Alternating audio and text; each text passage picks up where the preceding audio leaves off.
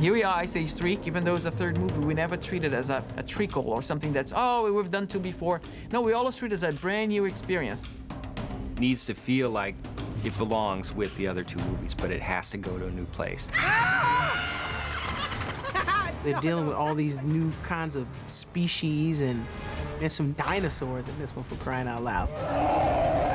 You're in these different worlds now. You're falling into this other whole period in prehistoric times. One of the most challenging parts was designing dinosaurs we haven't really seen before. So that's kind of challenging to come up with how this muscle would move or how this mouth shape would function. There's always a challenge.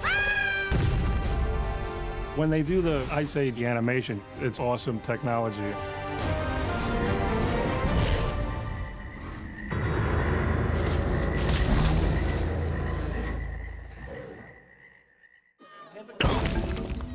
As we progressed through the series, it just felt like a big, funny idea to see what would happen if our guys encountered some dinosaurs. So we came up with this idea that there was this underground world where the dinosaurs managed to coexist, and it was just an opportunity for us to have fun. We had a whole new world to invent, and although the style generally of that world needed to stay consistent with the Ice Age style, it also had to have its own kind of internal language.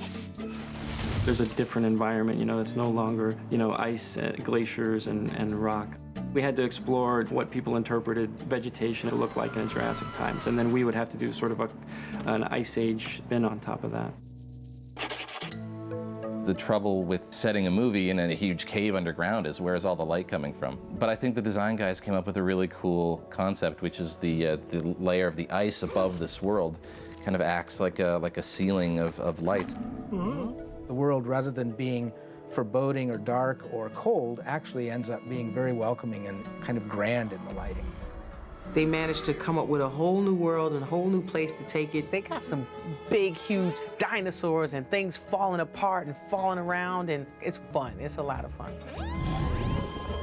When we were starting to play with the story and trying to think about dinosaurs, we had so many drawings and so many designs that we had to see, okay, now we have to pick and choose and see which ones would fit the story. So we had the same designer, Peter DeSav, who did the characters for the Ice Age. He did the design for the dinosaurs. That is one of the great things about having a single designer like Peter. There is a unique stamp that's placed on all the characters, and that helps tie them together. They feel like they're from the same world.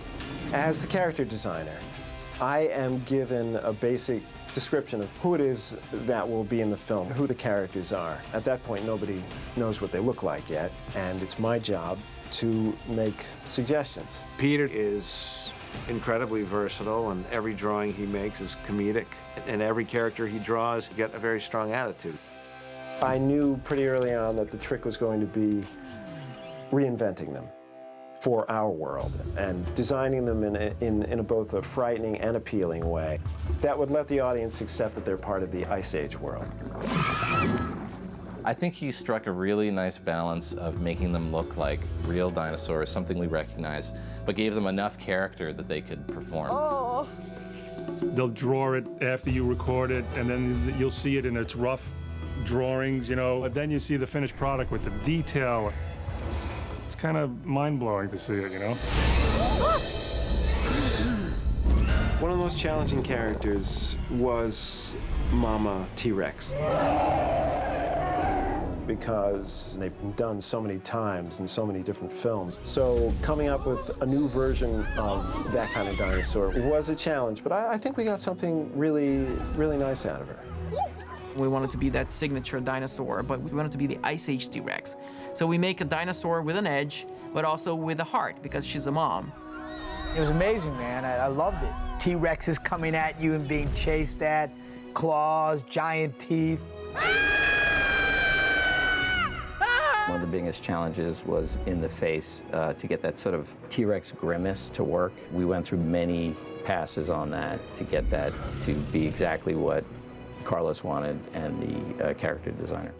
They're not exactly the proportions of what a real dinosaur might be. They're in close proximity. To make her look a little more female, she probably has wider hips and rounder shapes. We took some liberties in the size. T-Rex mom is probably twice as big as she existed in reality. The idea was that, you know, Manny in the previous movies was always thought of as the biggest character on the planet, you know. And part of the fun of this movie was that the biggest creature, woolly mammoth, was going to be encountering things which were much larger than he was. We had to create this other guy, Rudy, who was supposed to be even bigger and meaner and nastier. So we kind of looked through the books and found one that seemed like it might fit the bill, and that's where we decided to use the baryonyx. Rudy is like an albino or sort of like white dinosaur. I don't know if those really existed, but it sort of served the story and made it a little creepier and scarier.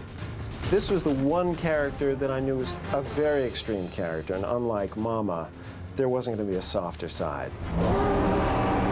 Run!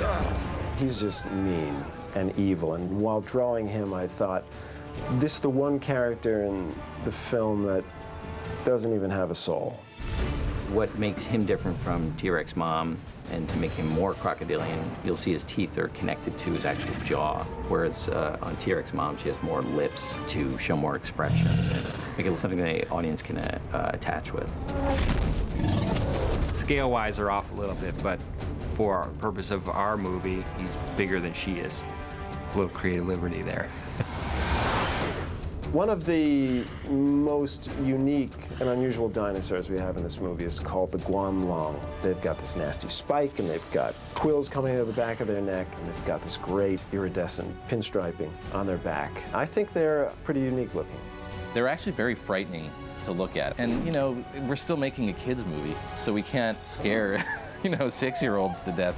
So it was actually, you know, a little bit tricky to animate and light and texture these guys and then put the sound effects on you. So in the action sequences with the guanlongs, we put like a little funnier sounds underneath there so that they don't become just overwhelmingly scary for little kids.